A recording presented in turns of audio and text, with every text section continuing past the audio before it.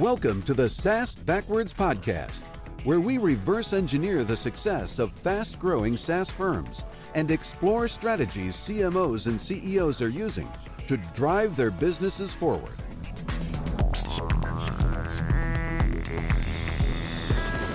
Welcome to SaaS Backwards, a podcast that helps SaaS CEOs and CMOs to accelerate growth and enhance profitability. Our guest today is Steve Oriola, CEO of Unbounce, which helps marketers pair their expertise with AI insights to create and optimize the highest converting marketing campaigns possible using the Unbounce landing page platform. The company also recently acquired Insightly, a CRM that addresses the needs of mid-sized organizations. Hey, Steve, welcome to the podcast. Thanks for having me. It's really exciting to be on. Yeah, happy to have you here. And before we dig in, could you please tell us just a little bit about yourself and your company? Sure. I've had a whole career in software, nothing but in the last 23 years in SaaS, and all of that in marketing and sales applications. So that's my focus. So I'm home here in this role for sure.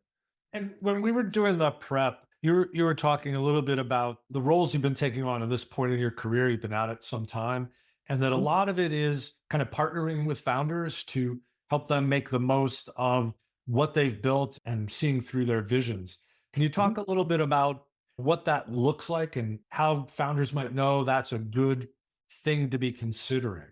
Sure. I think none of us would have these jobs we have if it wasn't for founders. I mean, that's the baseline. Is they're incredibly creative, super high risk-taking people. And I know, having been sort of close to it, never having done it, the first several years are really difficult on their lives. So full appreciation for that. And I think the goal of most investors is to have the founder, CEO, scale with the business. And sometimes that works, and sometimes it doesn't. And when they don't, they usually benefit from a person like me that has significant operating experience across a variety of domains. And that's sort of where I end up, is helping those folks realize the full potential of their dreams. And yeah, it's difficult too, because it's hard to recognize that in yourself. And what you have to do in year 1, 2, and 3 is very different than year 10 or 12, when there's all sorts of different kinds of challenges. So yeah, it's a fun sort of phase of my career for sure, and have lots of experience with it.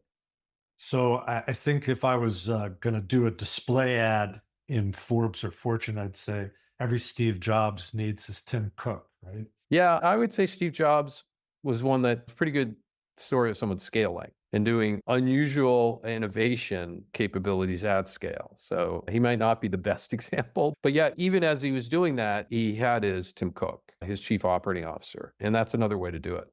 Yeah, I think it's such an amazing partnership. And obviously, Mr. Cook has done okay since. But let's go back to your career and how you got where you are today. I mean, you've been in the CRM game. In the prep, we talked about it since really the primordial days of CRM. Yeah. And so it makes me want to ask you, what attracted you to Unbounce as an opportunity? And what was the marriage about there for you and the folks at Unbounce? Oh, for me, I felt like the biggest advantage Unbounce had was brand equity. It's a brand that pretty much invented the category. I remember discovering Unbounce in 2011, and I thought it was sliced bread. I was like, wow, this is so smart and timely. And the business just took off. And the category got crowded and is crowded, but we still are feeling the wind in our sails from the value of the brand. A lot of businesses are in categories that they've never been the leader of, and it's just a huge advantage. So that attracted me. The investor attracted me, and the sense that I would have a great working relationship there. And that investor's commitment to building an even bigger business than it was through acquisition, because I saw the need for that. And we're doing that. I think it's almost a reflex action to consider Unbounce when you have a tech stack that the landing page part of the world is not optimized and you can't do a wholesale replacement, right? So, yeah. Or you want to test new things without disrupting your whole world. I mean, there are so many use cases. Yeah. And look, I think there's the demise of it as a category is, in my estimation, overstated, right? And landing pages are a feature now of content management system, marketing automation platform, but those are rudimentary capabilities. And if you really want the kind of landing page platform that we have, that is, the value proposition is now way beyond the ability for the marketer to build the page and not have to talk to the web team, and they could do it independently. I mean, that was the value proposition in 2011. Our platform is an experimentation platform now, where we can do sophisticated A/B testing and personalization and route people to the right landing page for them. That's way beyond a feature. So that is the other part that attracted me to this as well, is how sophisticated the platform is. And I have a data science team with data engineers, and we've built a really powerful engine. Can you peel back a little bit on the partnership with an investor as a CEO candidate, right? You're looking at a possibility of taking a position that's pretty significant. So you have a company that you believe in, you think they're doing good things and have a future, but what is the dance like if you've never done it before? What's the dance like with the investor side of that equation, and how did you gain comfort there? Yeah, it'd be ideal if your investor was a previous operator who knew how everything worked inside of a software company and how software is built, but that's not always the case. So if they don't have that, you'd like to have an investor who has great pattern recognition. And I've experienced those where I know they didn't have any operating experience, but their pattern recognition was fantastic and better than mine because they saw it over and over again. And if they don't have that, the third part is, are they deferential to the operator? Because that's what they're hiring me for. And if you don't have one of those three, then it's not a job I would take. So, and that's what I found with the current investors, is one of those three. The experience as an operator, great track record of identifying things early and giving you the reins, right? Being willing to give you the reins once they hire you for the job. All three would be ideal, but I haven't seen that. But at least one of them is a requirement for me. And I would say that's my recommendation. Anybody who's looking at a job like that. That's great. I mean, I think there's definitely a slice of the audience, the people that are, looking at being professional CEO for the first time, right? They might have even been a founder in the past, but now moving on into their career. It's also a good way for a founder who is taking on an investor to evaluate. I would recommend that as well, especially if you're a founder that wants to continue to be the CEO of the company that you founded. You want to make sure you have one of those. Awesome. And the investors in Unbounce were open to building the firm through additional acquisitions. And in fact, you recently acquired Insightly, and that opens up a lot of possibilities. And could you share a little bit about the vision for going forward and how the products are going to support this greater vision? Sure. Insightly was exciting for a number of reasons. One is it's a great product. It's a very well-designed CRM. It does a lot of things. It's a sales-oriented CRM that also has a marketing automation platform that's fully integrated and has a services and support component and ticketing system, that sort of thing. And all built on one code stack. They did not do acquisitions and assemble. I picked up a great engineering leader as well. That was sort of an extra benefit, and a great marketing leader. So pretty happy about that as well. The strategic synergy is really what sort of pushed it over the edge for me. They primarily focused on the sales leader, sales manager as their buyer, and less so on the marketing leader as the buyer. And they enter in sales and then try to get to marketing, right? So it's sort of a cross-sell motion. We know the marketer at Unbounce, or I need to say we collectively, because we are now one company. But Unbounce traditionally is selling to the marketer and knows the marketer. Also, a landing page, especially a powerful landing page solution like we have, nested into a marketing automation platform just makes a ton of sense. And the world is moving towards all-in-one solutions, more comprehensive solutions, and really breaking down the silo between marketing and sales. And this was an opportunity to address that. We think about the journey of the prospect into customer more than we think about, oh, there's a sales department with a leader and a marketing department with a leader, and we got to get them to work together. Our approach is think about the journey, and those two teams should be working very collaboratively. So the handoffs are correct. People can loop back into nurture, but sales doesn't lose track. And the other thing that we found as synergy is Insightly didn't make as much progress in terms of AI and machine learning and application of those. And there's a whole team for that at Unbounce. And it's sort of the nature of what Unbounce has done, is built this very powerful landing page solution with machine learning capabilities. Unbounce, that team made early progress on generative AI before ChatGPT actually blew up. So we had a head start there. And Insightly hadn't progressed there. So that is something that we bring to it that's pretty high value. And you'll start to see the impact of that very quickly. So yeah, there was just all this sort of strategic synergy that couldn't keep me away. So we moved forward. That's awesome. My view of it is that you're at many of the points of impact now. There's a point of impact where you meet your prospects, and now you can do that across almost all the places that a prospect would encounter a company. And that's a really powerful thing. And I believe you're right. The landing page component to me is one of the key points of impact, right? Where we meet our prospects. Yeah. And many of the all-in-ones don't do enough of a great job at the specific points where prospects touch the organization. Yeah. The landing page is the beginning of the experience for the prospect. And it has all sorts of impact. It increases SEO value. It increases the ranking of your ad on Google because there's so much context between the ad and where they land. And then if you start to get into greater optimization, you can really start to direct traffic to the right message based on some personalization components. So yeah, the impact of the landing page is really significant in any go-to-market effort. Yeah, it's awesome. I think also you're very on trend. Our friends at Trust Radius, their research lately has shown that many software buyers are looking for more integrated all-in-one solutions. So lots of reasons why it makes good sense. Let's talk a little bit about the space in general. I mean, are you seeing consolidation coming in the CRM space? There were rumors of a HubSpot acquisition by Google, but that didn't come to pass. Yeah. I mean, is that something you think, as an observer of the space, you think is coming to a CRM near you?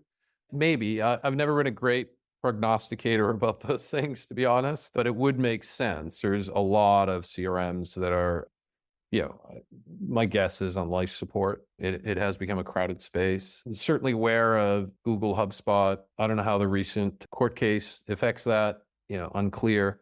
And I don't know how the acquisition would affect the market. That's also unclear. Those things, they can go a lot of different ways. So we're sort of sticking to our knitting and doing our business. So yeah, I really don't know. I do know that the consolidation that we're seeing is more comprehensive solutions out of the box from a single vendor. That's really what we were reacting to and will continue to react to. We're, of course, aware of our competition and why we win, why we lose, all of that.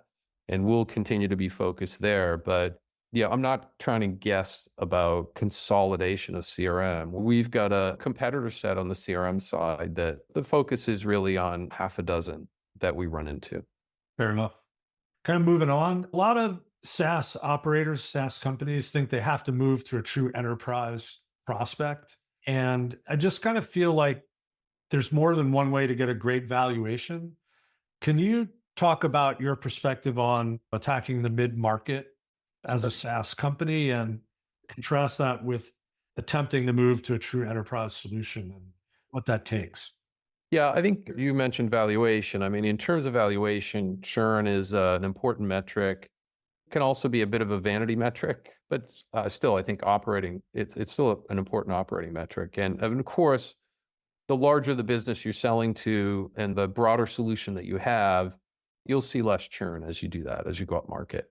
I think for me, I've done a fair amount at the small level. My experience at Constant Contact was certainly that. And not a lot of companies get that right. It's complex. It's hard to do. It's very difficult to scale because churn is a constant. I think the small business failure rate in the US is like 2% a month.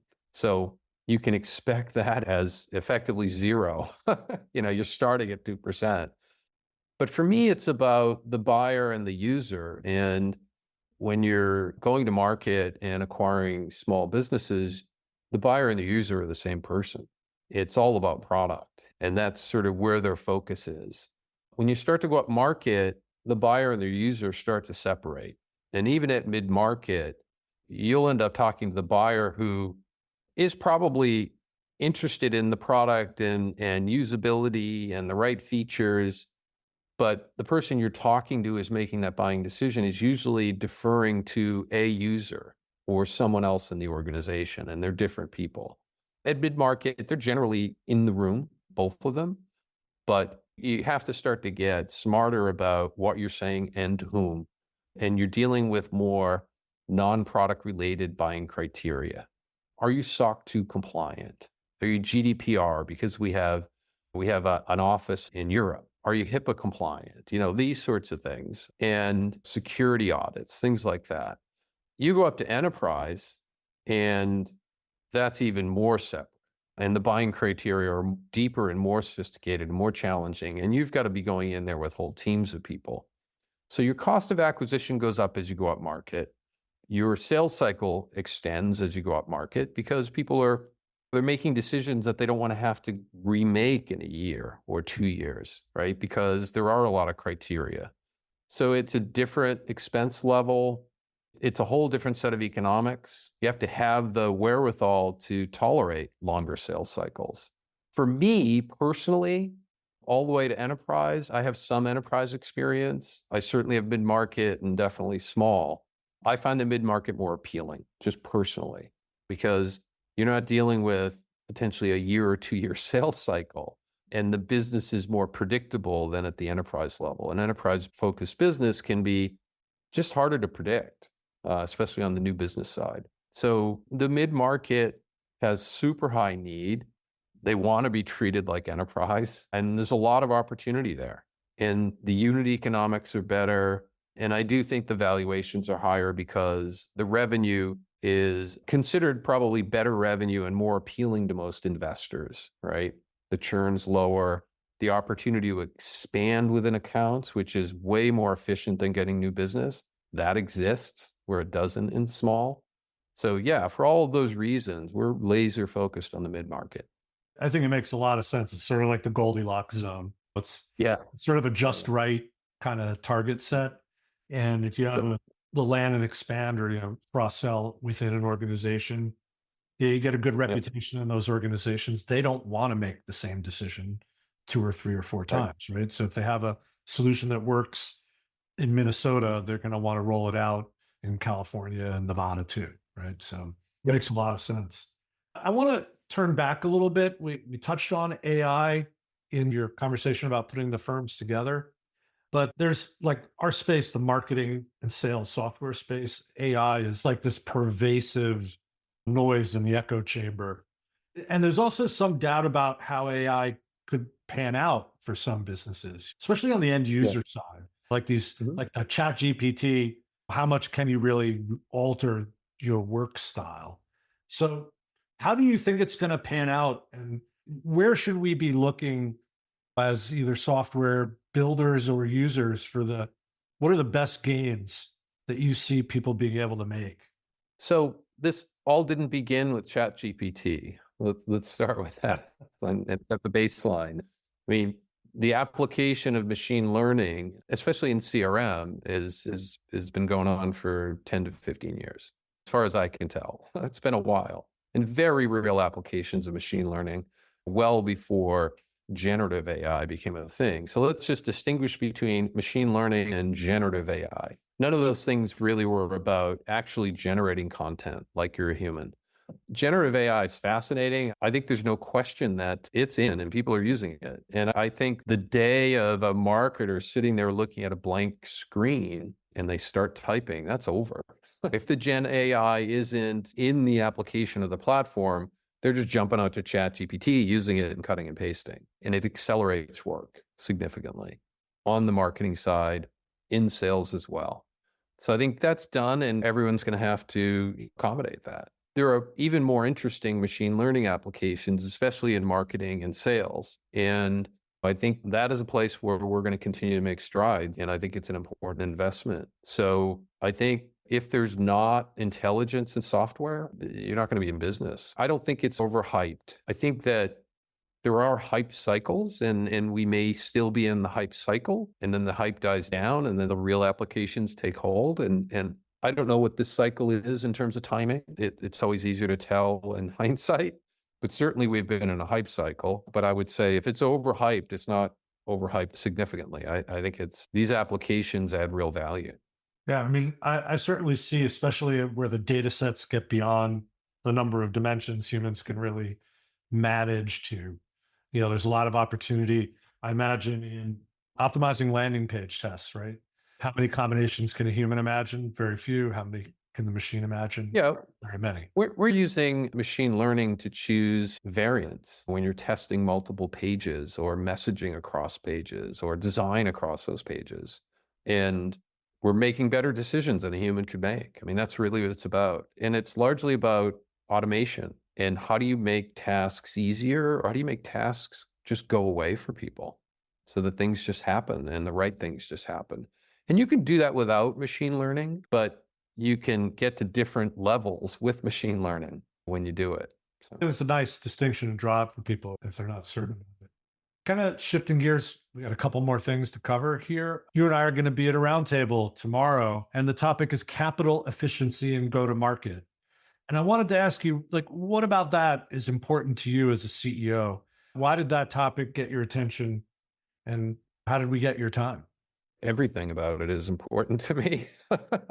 It all got my attention. It's mostly what I do. Certainly I'm focused on product and the whole company, but go-to-market gets probably an unfair share of my mind, for sure. Not really unfair. I think it's appropriate because you can make bad decisions in go-to-market and waste a lot of money, right? So efficiency and all the metrics around efficiency, I mentioned unit economics, really, that's what it's about. You want to get it down to the unit level because things like overall profitability and things like that, you can always make changes in certain areas to achieve that. But if you have the unit economics and the funding environment is right, cost of capital is right or more conducive, if you have the unit economics right, you can burn cash because you always have the ability to tap on the brakes and get profitability if the unit economics are right. And by unit economics, I mean, what are you spending relative to the lifetime value of that customer? And in a SaaS business, a subscription business, you should be able to figure that out pretty quickly. What is the lifetime value? And you want to be spending only a certain percentage of that. And that for me is efficiency in go-to-market, and it affects the whole business. It really is how you understand your ability to drive more growth and where to put your money, right? Because that efficiency should be measured all the way down to the channels that you're going to market in, right? It certainly should be aggregated into one whole number, but you need to be placing those bets down at the micro level. That's what attracted me to the topic. I've been schooled in go-to-market efficiencies for the last 20 years. Yeah. No, well, to me, I look at it as a portfolio management exercise, right? We have 20 investments. We want to see how they're doing, give each one the life it needs to prove itself. And if it's not working, kind of reallocate among the things we want to invest in and try something else, test something else. I still run into a fair number of CEOs who are not looking at the customer acquisition cost divided by lifetime customer value. They seem to be often they're software entrepreneurs by accident. They're often founders. And they had some kind of domain expertise, whether it was building software itself or in the vertical market area. And they almost put their hands up when it comes to the SaaS business model, the mechanics of running a SaaS. And it's kind of surprising, but I think it's still out there. There's a fair number of folks that aren't real students of the model. So, yeah, I see that as well, but they get my spiel on it when they ask. So it's fair enough. I always point people to things like OpenView and the KeyBank studies on SaaS operations. They can start learning from the science that these investors are doing. Yeah, I mean, the first document I read on these topics was a study in a paper published by Bessemer in 2007. And I was lucky enough at that time to be at a company working for a CEO, and we already knew most of it. So But that paper coming out was a big deal. I mean, we got it and read it like, oh, great, we're doing it right. Yeah, but then everybody just really started to figure it out. And OpenView's done really good work on it. Yeah. Yeah, I love that set of resources. I point people to it all the time. Hey, you brushed on this, but I want to come back to a topic. There was a podcast you did, I think it was about 4 to 6 months ago, where you said that a key focus for you as CEO was to ensure that marketing and business development were adequately resourced. I want to ask you what that means to you, and how would you coach CEOs and CFOs of recently funded SaaS companies to approach giving the adequate resource to those functions? Sure. It's a flywheel. And we've talked a lot about efficiency, capital efficiency, go-to-market efficiency. I think you need to understand if you're early in that, you got to operate inefficiently, right, to get the flywheel moving, because it is a flywheel. And once you get it moving, especially if you have a big component of it be organic, right? So your brand is really important, and how you do brand marketing and what you're known for, and how viral is it? And can you tweak it so that it's viral? And all of that is driving down your cost of acquisition. So it does impact those unit economics, but it is a flywheel. And if you do it right, those upfront investments, you will get to efficiency, right? But don't expect that you'll have it in 3 to 6 months. It might take a year, it might take 15 months before you start to see that if you're early in that cycle. So I think that's what I meant. I don't remember that statement, but the way you asked it is sort of triggered, maybe the thinking that I had back at that point. I've seen people try to have that capital efficiency out of the gate. So they sort of design their budget for it. And I just think that's a mistake early. I've got the benefit of a brand that was a category leader, and I'm still enjoying the benefits of that, but you don't always have that. It's a combination of invention, right? You innovate something that becomes important in a category, and also that you publish insights that make the leaders at your prospect and customer organizations want to engage with you guys. Look, if you're a startup and you don't want to raise money right away and you'd like to get product-led growth, you can go that route. It's just going to take longer. And I think for some, that's fine. I think they should go that route. And then you're just going to have 3, 4, 5 people for a few years. But if that works, by the time you are raising money and you've got product-led growth, you'll raise money at higher valuations and give up less equity. So there's more than one way to skin a cat. I think what I'm referring to is people who want to get there a little more quickly. You just need to realize that you're going to have to overinvest initially in marketing and selling, and until you get the flywheel going, then you'll get more efficiency. Last question I want to ask, it's a really important one even for tomorrow, but what are the questions you ask of marketing leaders today? And how are you measuring effectiveness in today's world? Well, the unit economics, everything we've been discussing is sort of top of the list for sure. Understanding the value of the brand awareness studies are big, expensive things. There's proxies for that. There's social media mentions, things like that. So I try to get a gauge on, is the brand adding value, right? Is the brand bringing cost of acquisition down? And then sort of mix, right? Are you just thinking that you can buy ads on Google and get there? Right now, our mix includes what you and I are doing right now, podcasts. But it's one of a variety of things that are appropriate to what we're trying to do, which is we're a B2B focused company trying to reach the mid-market. So it starts with the ICP. Who's the ideal customer profile and how we're going to reach them? What's the mix and what are our efficiency targets? But it starts with that ideal customer profile. And do we have the right value proposition for them? Do we have the right message platform for them? And for me, those are all inputs to how we communicate. And I like to call the ICP, the value proposition, the message architecture, that's your source code, right? That's not the end communication, but I want to see the source code, just to speak in engineering terms. Boy, do we see the world the same way. That's exactly our process. And probably a great place to land our episode. Steve, if people want to learn more about your company or reach out to you, how can they do that? Well, they can go to unbounce.com. They can also go to insightly.com. The unification there is coming, but right now I would say you can learn about both. We're referencing each other on the websites, and that'd be the way to do it. That's awesome. If people want to reach me, I'm on LinkedIn/in/Ken Lempit. Me as well. I'm on LinkedIn, sure. So you can find me there. Folks, if you want to reach Steve, find him on LinkedIn. My demand generation agency for SaaS is austinlawrence.com. And if you haven't subscribed to the podcast, please subscribe to SaaS Backwards wherever podcasts are distributed. And Steve Oriola, thanks so much for a great episode. Okay, thanks for having me. Thanks for listening to the SaaS Backwards podcast, brought to you by Austin Lawrence Group.